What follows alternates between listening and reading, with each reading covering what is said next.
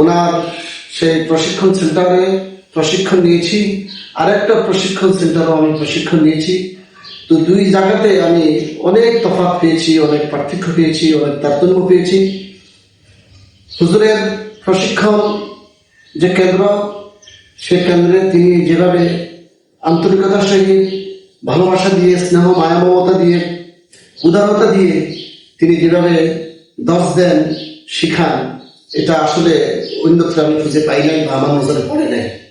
উনি সহজ সরল এবং সাবলীল ভাষায় যেভাবে পাঠদান করে, যেটা একজন সাধারণ তাদবির সম্পর্কে, সেফাত সম্পর্কে যে সাধারণ জ্ঞান আছে, সেও অনায়াসে তার দর্শের মাধ্যমে অনেক কিছু জানতে পারে, অনেক কিছু বুঝতে সক্ষম হয় এবং কঠিন বিষয়গুলো তিনি সহজভাবে উপস্থাপন করে।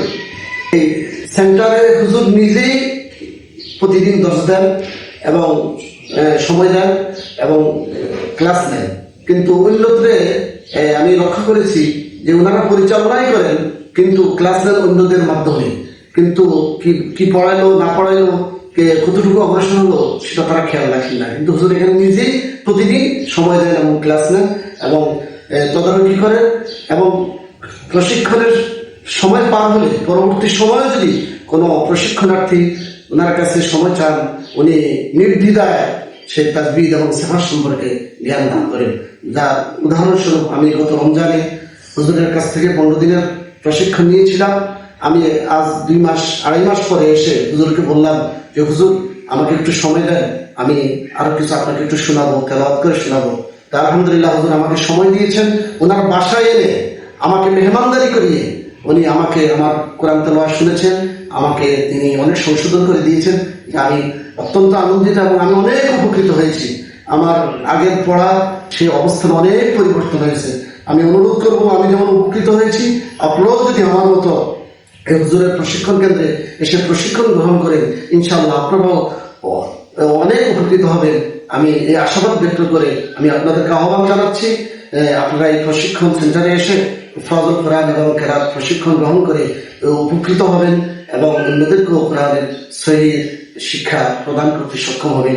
খেদমতের বিষয়, হুজুর এখানে যারা প্রশিক্ষণ গ্রহণ করেন তাদের যোগ্যতা অনুসারে হুজুর খেদমতের ব্যবস্থা করেন।